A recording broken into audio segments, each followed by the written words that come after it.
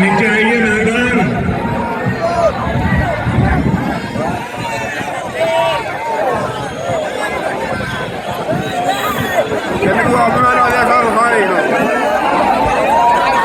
यहाँ जो पुलिस के लोग होंगे इन सभी टावर पे जरा केयर करें, उसमें बिजली के तार हैं, अगर कुछ गलत हो गया तो हमारे लिए बहुत पीड़ादायक होगा।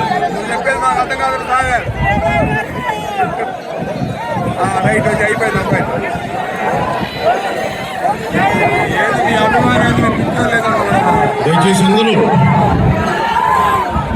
ఎలక్ట్రికల్ లైట్స్ అన్ని ఉన్నాయి, ఎలక్ట్రికల్ కనెక్షన్స్ ఉన్నాయి. దయచేసి మీ ప్రాణాల మీద ప్రధానమంత్రి గారు ఇప్పుడు ప్రోటోకాల్ బ్రేక్ చేసి మరి మీకోసం వచ్చారు. దయచేసి వాటి మీద ఎక్కకండి. సభ సజావుగా జరగాలని, మీరు క్షేమంగా ఇంటికి వెళ్ళాలని ప్రధానమంత్రి మోదీ గారు కోరుకుంటూ మరి సభ కంటే ముందు వచ్చారు. సమయం కంటే ముందు వచ్చారు మీకోసం.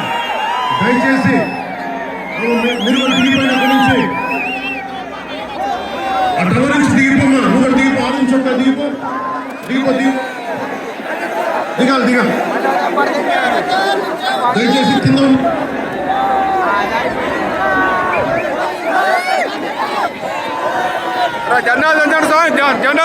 New drug capital of India అయిపోయింది ఆంధ్రప్రదేశ్. రాజ్యసభ హోంశాఖ సహాయ మంత్రి శ్రీ అజయ్ కుమార్ మిశ్రా గారు 2019-2021 ప్రశ్నకు సమాధానంగా 2019-2021లో 30,196 ఆడవాళ్లు అదృశ్యమయ్యారని చెప్పి స్వయాన్ని రిపోర్ట్ చేశారు. 7,918 మంది 18 ఏళ్లలోపు యువతులు, 22,278 మంది 18 ఏళ్ల దాటిన యువతులు. దీనికి ఒక్క స్పందన లేదు ప్రభుత్వం నుంచి.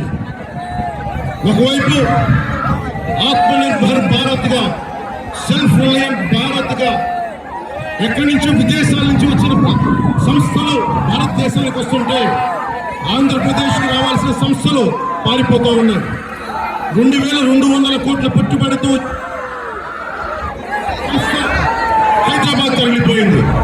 Amar Raja, Franklin Templeton, Reliance Electric unit ఇవన్నీ ఈరోజు వెళ్ళిపోయిన ఆంధ్రప్రదేశ్ నుంచి. పారిశ్రామిక ప్రగతి ఒకప్పుడు 2019లో 10.24% ఉండగా ఈ రోజున -3.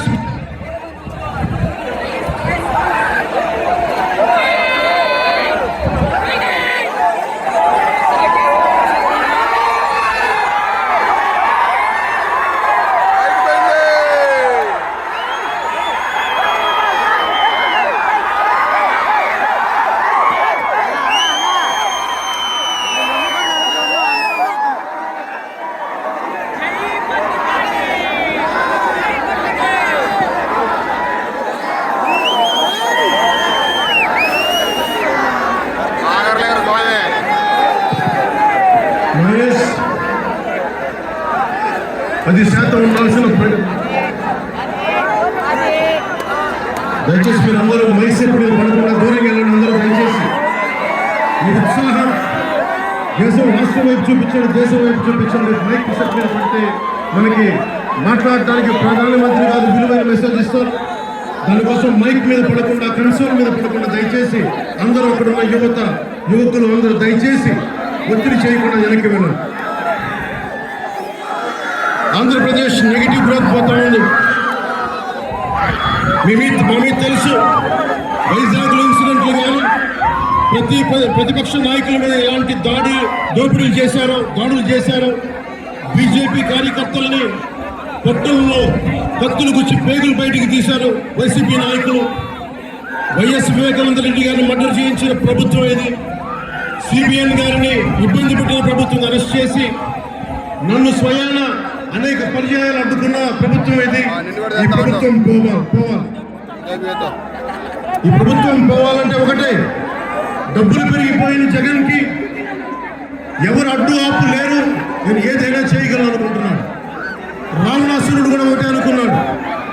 నా చుట్టూ బంగారంతో కట్టిన లంక ఉంది, వజ్రాలతో వైడూర్యాలతో ఉన్న పుష్పక విమానం ఉంది.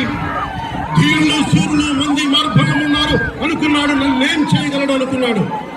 నార చీర కట్టుకుని నేల మీద నిలబడి శ్రీరాముడు బాణంతో చంపేశాడు. రాష్ట్రాన్ని రావణ కాష్టం చేసిన అయోధ్యకి రాముడిని తీసుకొచ్చిన శ్రీ మోదీ గారు ఇక్కడ ఉంటే, రాష్ట్రాన్ని రావణ కాష్టం చేసిన చిటికిని వేలంతో రావణాసురుణ్ణి తీసేయడం అంత కష్టమా? నేను తాడేపల్లిగూడెం సభలోనే చెప్పాను, ఇక్కడ నుండి నేను దేవదత్తం పూరిస్తున్నానని. అర్జునుడు పూరించిన శంఖం దేవదత్తం అంటే నేను దేవదత్తం అన్నాను, కానీ పాంచజన్యం అనలేదు. అది పూరించాల్సింది ద్వారకలో ఉన్న శ్రీకృష్ణుడే. అక్కడి నుండే మోదీ గారు పాంచజన్యాన్ని వచ్చిన మోదీ గారు, గుజరాత్ ద్వారక నుంచి వచ్చిన శ్రీ మోదీ గారు ఈ కురుక్షేత్ర యుద్ధం కోసం పాంచజన్యాన్ని పూరిస్తారు. ఇక్కడ జరగబోయే ఎన్నికల కురుక్షేత్రం, ఈ యుద్ధం ఫలితం ధర్మందే విజయం, పొత్తుదే గెలుపు, కూటమిదే పీఠం. ధర్మందే విజయం, పొత్తుదే గెలుపు, కూటమిదే